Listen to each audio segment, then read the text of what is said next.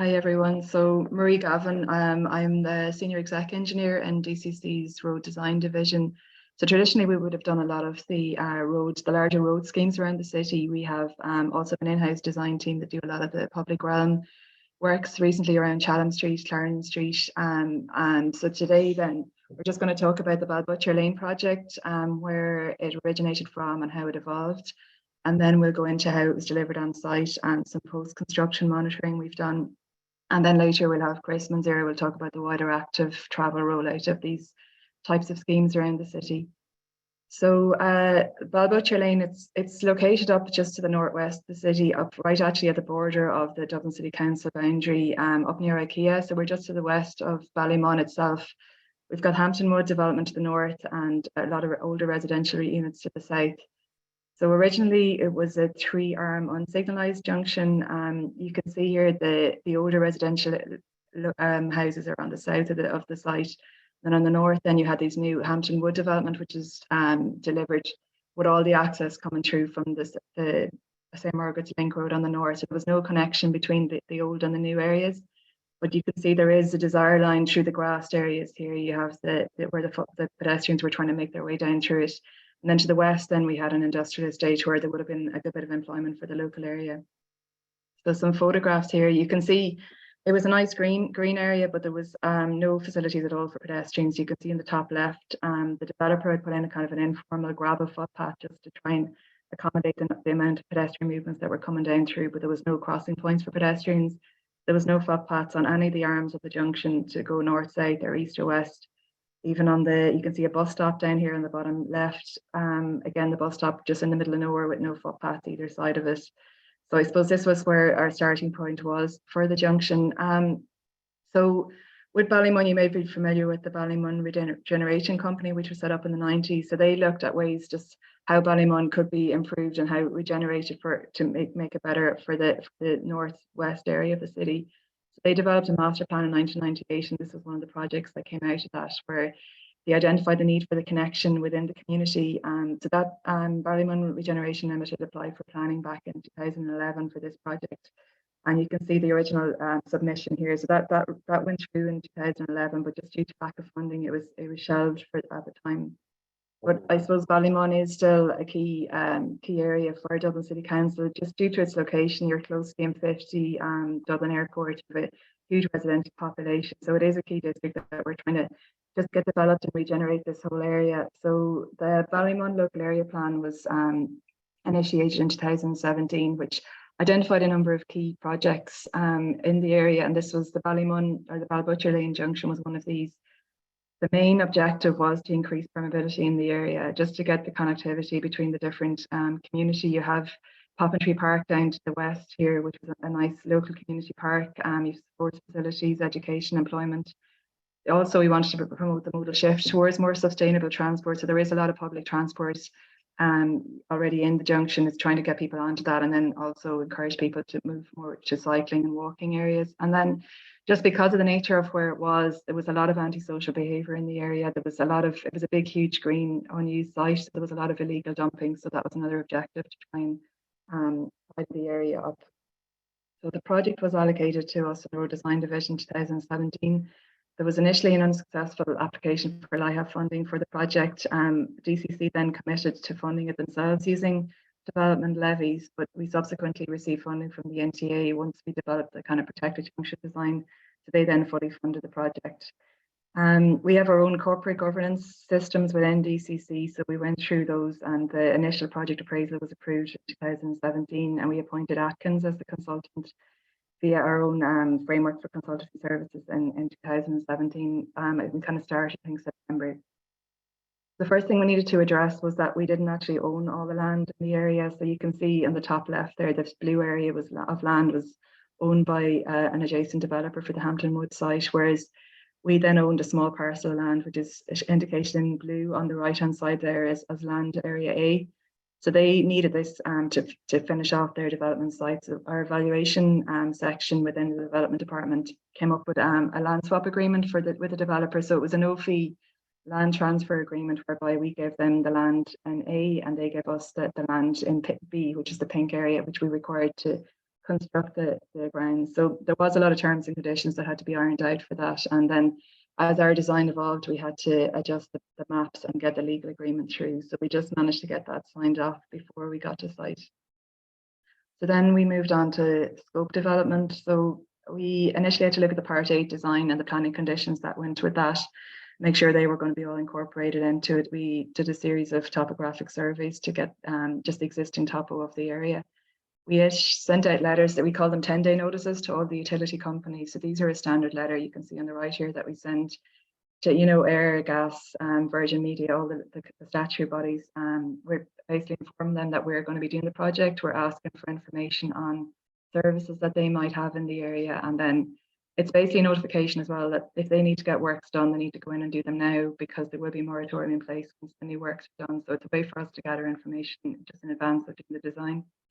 So we also held then a series of interdepartmental workshops with our own internal departments, so public lighting, water, traffic, drainage, parks, the area engineers and the road maintenance division. So you're trying to find out what are the existing issues in the area and what we need to include in our scope.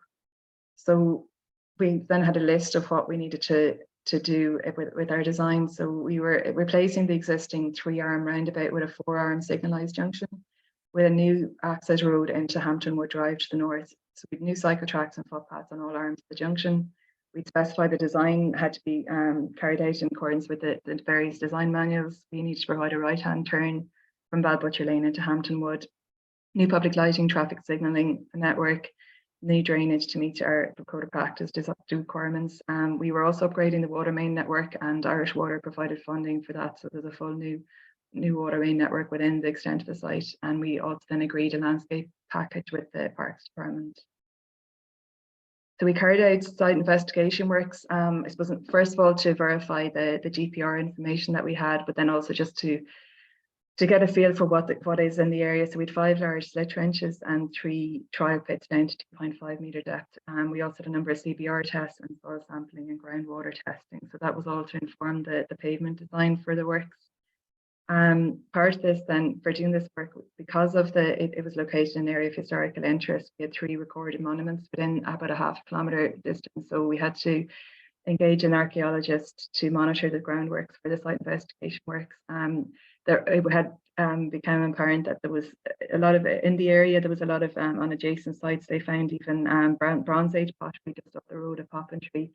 But our works discovered that it was all made ground. There was no evidence found. So we were allowed then to proceed with the work without having to do any further monitoring. So the reports were filed and saved with the department, but we were allowed to continue the rest of the works without having to do any further archaeological monitoring. So we then we had the GPR survey, and we reviewed this with the slit trench information and used it to kind of prepare a more accurate reflection of what utilities were actually on ground. The more significant ones were there was ESB HV cables and also the ESB dark fibre cables running at a deep depth throughout the width of the junction. We also identified a number of new drainage, Aircom and Virgin Media cables that weren't shown on the as-built record, and also some of the lines were not shown correctly. And then ESB, then we found there was an additional set of 2 fibre ductings running on top of the HV cable. So we fed all this into the design so that it was as accurate as we could possibly get it. With regards to signalling design, then we had to try and establish what the future junction would be like. So we were going from having a 3-arm junction into a 4-arm. So we had to try and estimate what the new movements would be added. So we took turning counts at that junction and at an adjacent junction, and we found that the peak hours were actually a little bit later than normal. So 8:15 to 9:15 in the morning, and then 6:45 to 7:15 in the evening were the peak times. We then analysed the turning movements and predicted what the new use would be for our new signalised junction. And then we prepared a draft signal plan using a 90-second cycle time on it, and then we had to check this capacity. So you can see there the degree of saturation. We were comfortable enough that the proposed signalling design would work okay for the junction. So initially, this was the initial design that we came up with. We were going to realign about 100 metres on each arm of the junction. We had on-road cycle lanes with dedicated right turn lane, which is the standard detail that was from the National Cycling Manual. We had 2 lay-by bus stops, new footpaths, and new arms, our new public lighting, traffic and water infrastructure. So we had developed this and we were nearly getting towards a tender package, but we did a bit of a peer review on the design, and we were talking to Chris's, it was the Sustainable Transport Unit at the time, and they advised us that they were preparing plans for developing an alternative protected design. We looked at it at the time, and Balbutcher was a good location where we could try and fit this in, just due to the topo of it. You had a lot of space, and we figured it would be a good location for a pilot scheme. So we decided to do a full redesign to accommodate a protected junction design in it. I suppose the main problem is it's not covered in Irish guidance manuals, so we had to try and come up with a design that we were happy with. We reviewed international best practice and developed just different options, mainly based on the setback distance, which is the distance from the cycle track from the carriageway.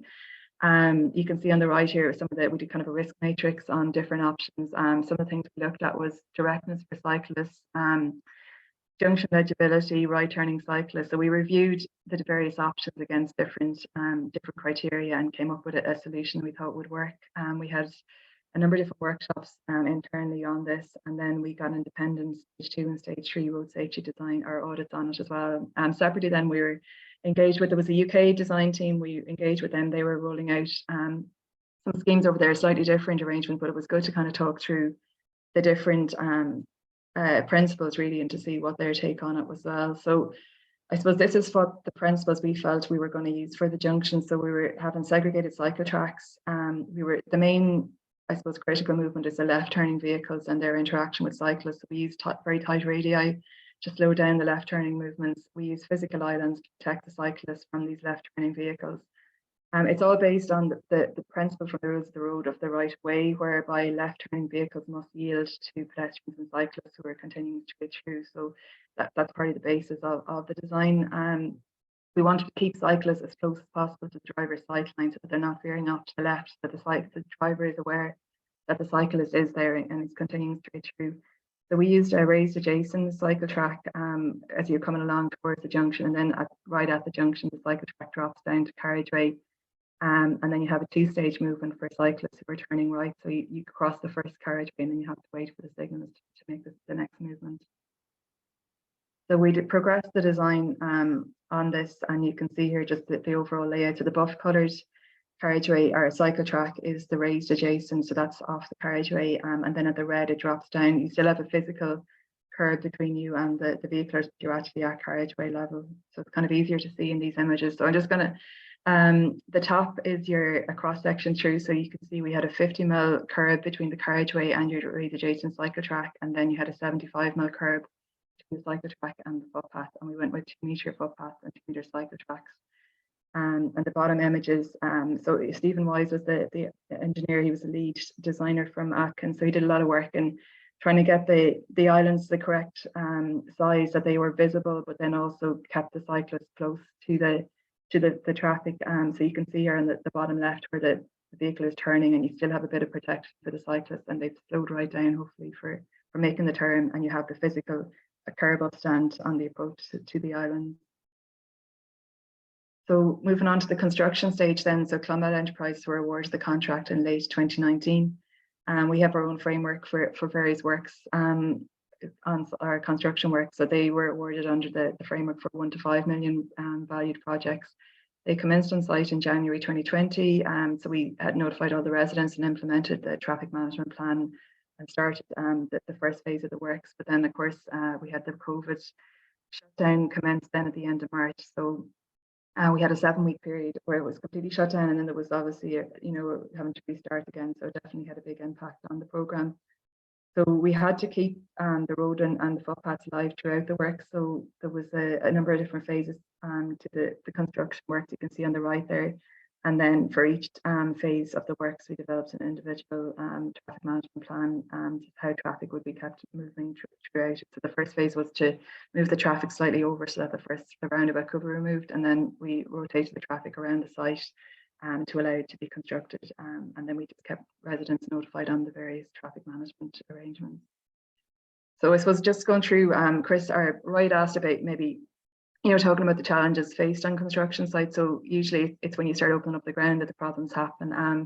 one of the big things, issues on this site was the HV cables, which we were aware of, and they were at about 1.5 metre depth. So we'd met the ESB before work started, and they were happy enough that they were, they were deep enough. We wouldn't have to supervise the works, but we hadn't really considered the construction stage traffic, whereby we were reducing down the depth over the ducts to allow the full stage reconstruction to take place, which meant that we were now within the critical zone where they needed supervision on site. They also needed extra protection measures put in. So it took a while to try and agree that methodology for that and what they'd be happy to accept. Separately, then again, there was these undocumented fibre ducting that was running on top of the HV cables. So when we uncovered that, we found it wasn't in a good state of repairs. It was difficult to try and get an ownership of it. It was kind of a joint ducting arrangement between the BT and ESB. So again, it took a long time to come up with an agreement for how these could be fixed up and protected during the work. So there was a decent delay in that, and additional works required putting in additional work protection measures for it. With regards to the pavement, I suppose we had a conservative enough design initially where we were doing full reconstruction for the entire extent of the site. When we were on site, then we discovered some of the grassed areas were over. There was actually hard standing underneath them, which was going to mean extra work for the contractor to take them back out. We found then that the existing carriageway on the approach roads was actually in a very good condition, so the contractor put forward a proposal to reduce the amount of carriageway that needs to be fully constructed. They did a few additional CBRs to verify the stability of the ground, and we agreed this proposal where some of the blue areas that we didn't have to go down quite as deep as was required by the original tender document. So I suppose it did speed up the work, and it meant that we weren't redoing work that didn't need to be done. So just some photographs here in the top left, you can see the road has been taken back down. You can see the pins for this is areas where you had full reconstruction. On the right then it's the carriageway chambers being constructed on the Hampton Wood Drive section of the works. On the bottom left, you've got the asphalt, so you can see the protected islands have been constructed there. So they're just shuttered on site with concrete to the various shapes set out in the contract. And then on the right hand side, this was a water flow chamber we had to put in, and it was actually quite a large one, so the designer actually had to come up with a design for it that was signed off by Irish Water because it was larger than the ones that were in their standard guidance documents. Another issue that came up on site then was ownership of the grass verges. So you get around the city a lot of areas where you have a grass verge in front of the house, and these are typically owned by the local authorities.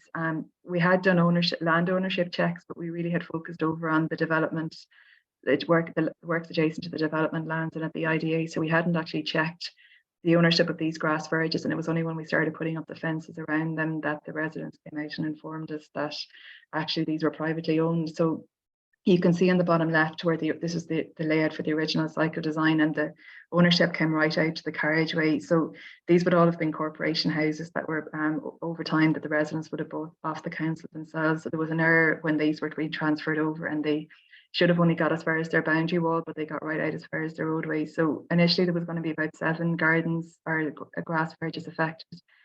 So we had to realign the cycleway a little bit to try and minimise the impact. We managed to get it down to about 3 properties being affected, and you can see on the bottom right there is the revised design. So we managed to come to an agreement with the residents to allow us to construct these works. I suppose while they were privately owned, they were really being maintained by the council, and the Parks Department work on the grass and road maintenance was monitoring the footpaths and looking after these. So they were happy enough eventually for us just to make these minor amendments to it. So you can see on the left was the original layout where you had the grass verge coming right out. And then we had to take a little bit of this for our new alignment, but you can see they were all provided with kind of new vehicular entrances in, and the grass was already done, and we planted some additional trees. So it kind of worked out okay, and they were happy enough with the final product. So just some aerial shots here. This is probably just over halfway through, and looking east here, you can see the northern side of the road is practically finished. And then this is the view looking up north. So again, we're just starting to construct the protected cycleways on the south side of the junction.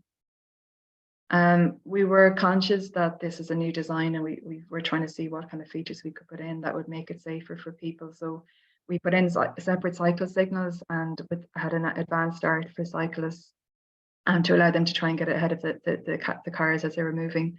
We then introduced a flashing amber left turning arrow, which hadn't been used in the city before. So we used it here and in one of the locations where there's a lot of cycling usage. So what happens for vehicles is they get a green light to move straight ahead, but you get a flashing amber to give you just to kind of make you aware that you should check as you're turning left that it's safe to do so. We also then installed LED carriageway studs along the front of the cycle crossing, which flash amber. Again, while the car is turning left, they have this flashing amber just to make them again more aware of the cycle crossing. And then we continue the red surfacing through the junctions and through the cycle crossing points. So we again were aware that people wouldn't be familiar with these, and we knew we were going to have to come up with a kind of an education campaign to spread the message on this. So we wanted to explain why the design first of all was being used and how it works. So we came up with information leaflets. We have a dedicated web page, and we use social media then to circulate the information. So we created an animated video for the protected junctions and for the flashing amber arrows, and we promoted these on social media. We got a lot of interaction. I think there was about 20,000 views on the Twitter page at the time. And as usual, I mean, there's a lot of, you get some negative feedback as well on it, but at least, well, it might not all be positive about the junctions, but at least you're starting the conversation and it's making people more aware of what these are. We felt what happens with a lot of this is a lot of the feedback you get is the same. So we kind of tried to preempt this and came up with a frequently asked questions page on the website, which went through the reasons why different decisions were made. And so then if people came in with questions, we were able to refer them to this page. So the main question that always comes up is why we haven't used the Dutch or the American style design, which is where you have a much wider, longer setback, where the car turning left, you have a full car width between them and the cycle crossing point. But we kind of explained, we feel by doing that, the car feels that the cycle is veering off. He really has to veer off left to go for the straight through movement. So the cars may feel that the cyclist is turning left. So we want to try and keep the cyclist as close as possible to the car. Separately then, around the city, you don't really have space to accommodate that in a lot of spaces. But anyway, we just went through the various questions we feel were going to come up a lot. And then we had a dedicated email address as well for queries as they come in. Excuse me. So this then is the leaflet that we prepared as well, which kind of just went through why we were doing the junction to make it safer for pedestrians and cyclists. We had a page for the drivers. So the basic message is you proceed using the typical traffic lights, as if you follow the traffic lights as normal. But the main message here was that they need to yield to cyclists as the car is turning left. For cyclists, then again, the message is to stay within the protected cycle lanes and follow the cyclist signals. But then just a reminder to yield to pedestrians, especially at the bus islands. And then as well to just explain how the right turning movements move, that it's a two-stage process to turn right. So the junction opened up on the 8th of March in 2021. So it was actually finished before that, but we kept the cycle lanes closed over the Christmas period because we were just waiting for the weather to improve so that we could put down the coloured surfacing on the junction. So we opened up in March 2021 and it went smooth enough. There was no issues with it. So we were happy enough after that. You can see an image here again looking north. Back to this one. So I suppose this was taken back in March, so 2021. So it has greened up a lot since then, and we've put in, there was about 25 trees I think planted as part of it. So it's greened up quite well, the junction, since this photograph was taken. So a few additional features we added in afterwards. So on the left hand side there, we actually hadn't provided a footpath on the northwest arm of the junction because the nearest adjacent footpath that you could tie into was over 200 meters away and down at the IDA park. So we had left it out of the scope of our project. But what happened was when we opened up the junction, people actually started walking along the cycle track to try and access the IDA business park. So we actually got funding from the local area office, and we arranged to get an extra footpath installed, which definitely helps in the area. Then also on the right hand side, I suppose a lot of the approach roads, they were quite wide and there was no line marking at all. So you were coming from this wide unmarked road into the tight enough junction with a lot of complexity in it. So we felt that it needed to be just rational or regularized a bit on the approach roads. So we installed line marking and also an on-road cycle track the whole way along between the junction all the way back up to Famous Village. and it just visually narrows down the road, and it has been quite popular. Poppentry Park, we got rid of on-street parking along Poppentry Park, and now you have a kind of a safe enough cycle route compared to the original layout, which cars were definitely speeding down that road. So it just visually looks a lot narrower, which helps the speed. So I suppose just the junction was then in operating, but we felt it would be useful to do some actual get some data on it and to kind of compare what the difference is between the protected and unprotected junction. So we engaged a company to come in and do some conflict analysis monitoring about 3 months after it opened. So we had the Balbutcher junction that we selected another junction in the locality, which is kind of similar enough topographic details on it. So it's another signalised junction nearer to Ballymun Main Street. So they did the monitoring, and they recorded all the incidents that took place and categorized these between red, amber and yellow incidents. And they had a dashboard then that you could download the data from. So I suppose comparing the two junctions, the Balbutcher is definitely, it's about 67% more vehicular traffic through, whereas the other junction, the Slough junction, had a lot more, 50% more pedestrians. There was about 3 times as many cyclists at the Balbutcher junction and HGV. So it's just that the other junction was nearer to Ballymun Main Street, so just the type of users was slightly different. But it was interesting, if you can look down through the figures there, the number of conflicts was definitely higher at the Slough junction compared to Balbutcher for each category. Particularly if you notice that it was 3 times as much traffic at Balbutcher, so it kind of gives it more emphasis on it, like pedestrian, vehicular incidents. There was the same amount on both junctions actually, but the notes on it said that actually all these incidents occurred where pedestrians were crossing on a red light. So we did find there was a lot of any of the incidents that happened, most of them happened where people were just not obeying the lights. Actually, what also was highlighted in it is because Balbutcher is quite a formalised junction, and people were more compliant. So red light running, there was 27 incidents at the other Slough junction where cars went through red lights, whereas there was no incidents of that at all at the Balbutcher junction. And I suppose as well, this Balbutcher and the whole Ballymun area, it wouldn't be a typical cyclist commute route. So you're talking with people, it's more of an informal user. So we did find there was a lot of people not using the cycle lanes in the correct manner, but even with that, taking that on board, there was still a lot less incidents compared to the unprotected junction. After the junction then, or open a few months afterwards, we did the normal road safety audit, where they went out to site and just observed how people were using the junction, and they noted that vehicles were not yielding really to cyclists, and that there was a nervousness on cyclists to move through the junction without slowing down first.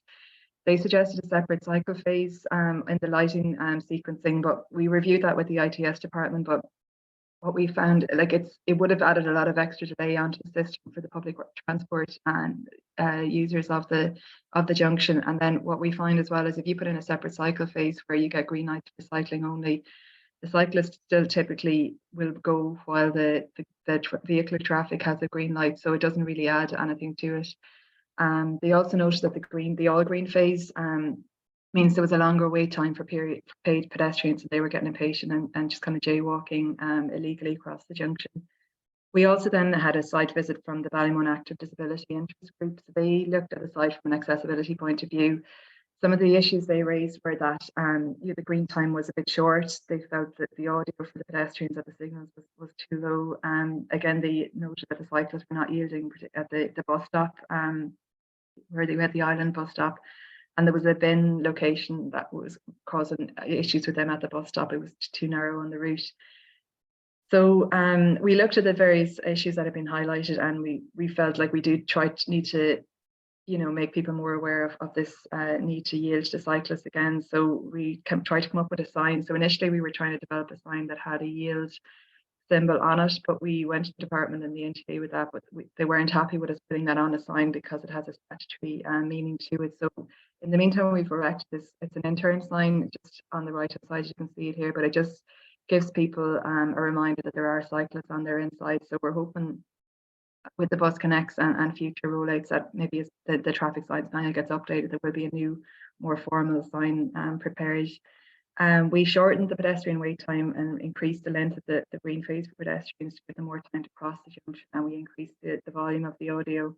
we relocated the litter bins so that a wider access route to and from the bus stop. And we then recirculated the education information again on social media, just all the videos and the information leaflets again.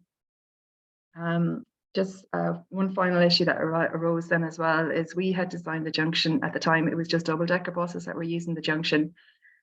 So Go Ahead Ireland have introduced a new route where it's a single-decker bus which has a longer wheelbase, and so the turning movements then are more severe compared to the double-decker bus. So we had a meeting with them and we watched actually video footage from the traffic cameras of these single-decker buses trying to make the manoeuvre, and they do have to really go out over the centre lines to make the movement. And there's been 2 occasions where they've clipped cars while they're making this movement. So while deemers, it does allow you for large, in junctions to try and slow down traffic, it does allow you for larger vehicles to have to cross the centre line, but it should be really on an infrequent manner. So I think we're reviewing this at the moment, and we probably will move the stop line. The main issue is on the western arm where you have that stop line quite close to quite close to where the turning of the bus comes back in. So we probably will pull back that stop line just to give a bit more space for the single decker buses to make the movement. So I suppose in conclusion, it has been a transformative project for the whole area. You've got a connection now between the north and the south of the junction. It was a challenging project generally, just due to the lack of design guidance. We were trying to figure it out and make sure we were comfortable with the design as we were going. Looking forward, definitely the education campaign needs to continue and make people aware that this right of way concept, that they need to give way to traffic on our cyclists on their left. And it'd be great if the traffic signs manual could come up with a signage that could be used for these protected junctions. So it's been a very interesting project, and I've really enjoyed working on it. So hopefully there'll be a few more rolled out over the coming years. Thank you. Okay. Yeah. Just carrying on from the Balbutcher Lane, I suppose the situation that we faced at the time was that the junctions were a point of significant vulnerability in terms of safety for cyclists and cyclists in the designs that we were using. They were being forced back into traffic, as shown on the image on the left there, and we were trying to find a solution to protect the cyclists in the first instance up to the stop line, and then beyond that to facilitate the various turning movements for cyclists. And we were looking at a number of projects, and Balbutcher Lane was one of them. And since then, we have done a few other projects, which is to bring the cyclists up to the stop line protected, and then get them through the junctions under their own signal. So the image you see on the left there is at Euston Station on the South Quays. We have also done significant work to bring the cyclists behind bus stops, and this image you see on the right is an image for Clontarf City Centre. We are going through a number of schemes at the moment. There is an image there, a fly past for the Sandyford Clonsky to city centre that is currently in design and was at public consultation earlier. We have a car parking protected cycle lanes as well, and all these measures are aimed at providing a continuous protection for cyclists. Just to gallop through some of the junctions. I'll start with the Clontarf City Centre that is in construction at the moment. As the image on the left shows the situation that existed there, with no facilities for cyclists through the junction. And we have had ROD as the designers for this scheme for us, and the layout you see on the right is actually what is being built on the ground, again in a similar fashion to what we have on Balbutcher Lane. This is the junction of Strand and Ainsley Bridge, and I'll just quickly gallop through these ones. Again, Fitzwilliam, which is a combination of car parking protected cycle tracks and protected junction arrangement, which is again bringing the cyclists protected through the links and then through the junction and facilitating the safe movements at the junction. A second one for Fitzwilliam Quay, then Sandford Clonskeagh to city center. Again, the image you see on the left is what's existing at the moment, with advanced stop lines, which effectively force the cyclists to find their way, weave through traffic to get to the stop line. And it becomes difficult if you were cycling with the children, that you are having to bring them through that, and therefore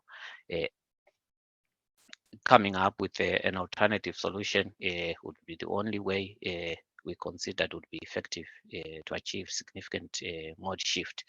So just to,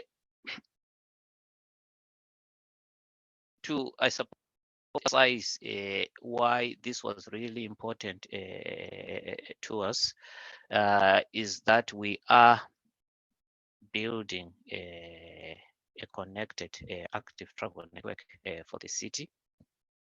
And for that network to function effectively, we have to ensure that it is continuous, and that continuity is also for safety is experienced through junctions or through bus stops. And just to give an overview, the overall network is 310 kilometers.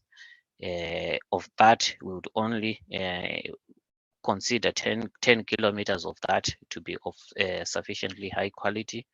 We will be building 210 kilometers within the active travel program office, and then the bus connects program will deliver the other 100. And this will be delivered through 80 projects, all funded by the National Transport Authority. In terms of the current activity, so the map you see on the left is all the schemes that are actually active in design in orange there, and the blue ones are the ones that are already in place, and the unfilled lines show the overall network. Marie mentioned that it was, I suppose, important for us to get it right. And what you see on the image on the right is the increasing number of protected intersection designs that we are implementing on the routes that are active, and the number will continue to increase over the next few years, as more of them are actually implemented and are experienced. And just to give a sense of scale, we haven't, because we haven't quite decided on which junctions we will be signalizing, and wherever possible, would be bringing protection for cyclists through the junctions for this. But just to give you an indication of the scale of the interventions, I said bus stops and protected intersections. Just for bus stops alone, we've just over 1,000 bus stops on our active travel network alone that we would need to design and implement using continuous facilities for cyclists, and the number of signalized junctions will be in their hundreds. And Marie did mention that we did look at a number of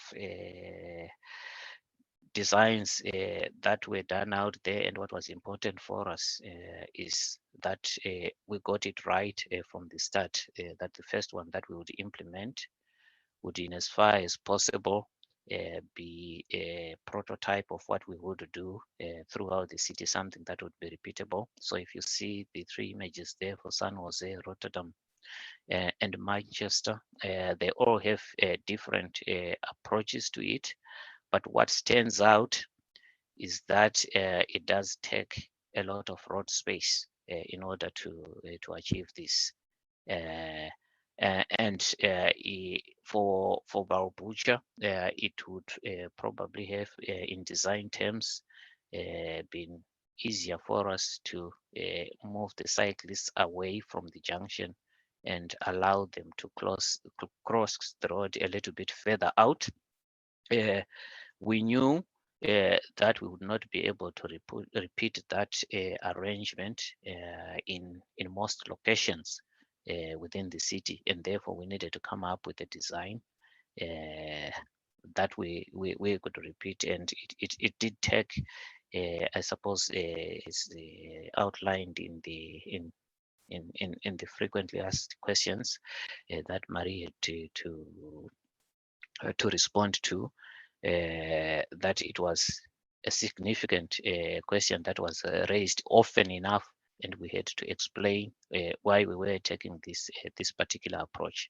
So I think just could emphasize that, particularly with these new changes, it's well worth the effort to look at the bigger picture and try and, in as much as possible, anticipate the implications of any innovative designs you might be seeking to bring forward.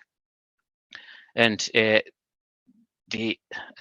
suppose the same situation is just another item of vulnerability that we are also adding, is the provision of continuous footpaths across side roads. So the image you see on the left there is what has been completed for